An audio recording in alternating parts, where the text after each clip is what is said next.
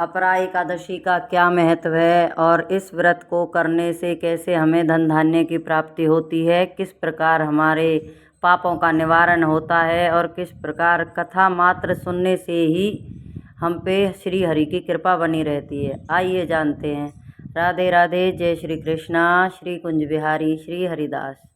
आप सभी को अपरा एकादशी की ढेर सारी शुभकामनाएं। अपरा एकादशी की कथा सुनाने से पहले अगर आप सभी को हमारी वीडियो अच्छी लगती है तो राधे राधे नाम की हाजिरी आप ज़रूर लगाएं। राधे राधे। आइए जानते हैं अपरा एकादशी के महत्व के बारे में।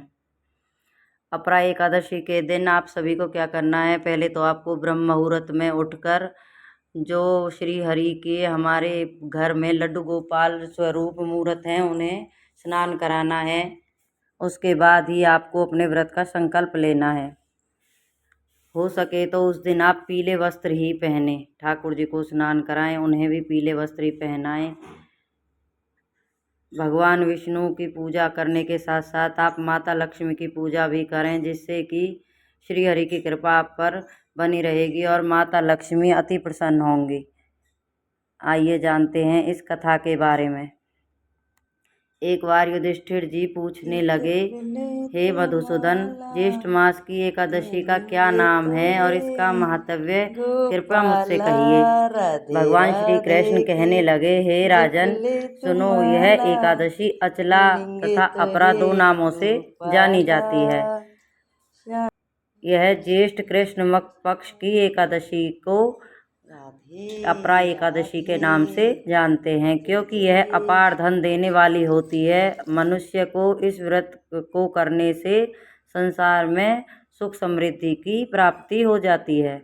इस दिन भगवान त्रिविक्रम की पूजा की जाती है। अपरा एकादशी के व्रत के प्रभाव से ब्रह्म हत्या, भूत योनि, दूसरों की निंदा आदि के सब पाप दूर हो जाते हैं। इस व्रत के करने से परस्त्री गमन, झूठी गवाही देना, झूठ बोलना, झूठे शास्त्र पढ़ना, झूठा ज्योतिष बनना, झूठे वैद्य बनना आदि सब पाप भी आपके नष्ट हो जाते हैं, क्योंकि झूठ बोलने से बड़ा कोई पाप नहीं होता। जो क्षत्रिय युद्ध से भाग गए वे नरगामी होते हैं, परंतु अपरा एकादशी का व्रत करने से उन्हें भी स्वर्ग की प्राप्ति होती है।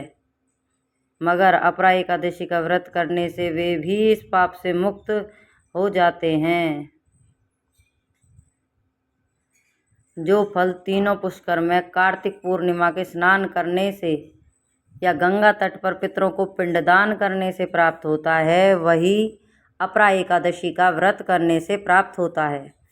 मकर के सूर्य में प्रयागराज के स्नान से, शिवरात्रि के स्नान करने से, ब्रह्मपति में गोमती नदी में स्नान करने से आप सभी को जो फल मिलता है वही फल अपरा एकादशी के व्रत से भी मिलता है।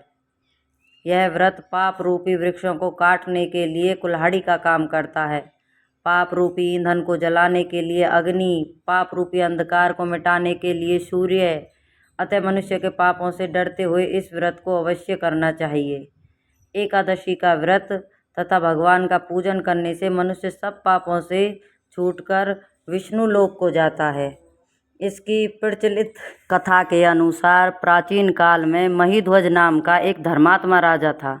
उसका छोटा भाई वज्रध्वज बड़ा ही क्रूर, अधर्मी और अन्यायी था। वह अपने बड़े भाई से द्वेष रखता था। उस पापी ने एक दिन रात्रि में अपने बड़े भाई की हत्या करके उसकी देह को एक जंगली पीपल के नीचे गाड़ दिया।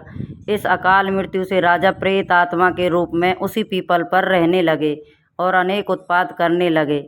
एक दिन अचानक धौम्य नामक ऋषि उधर से गुजरे।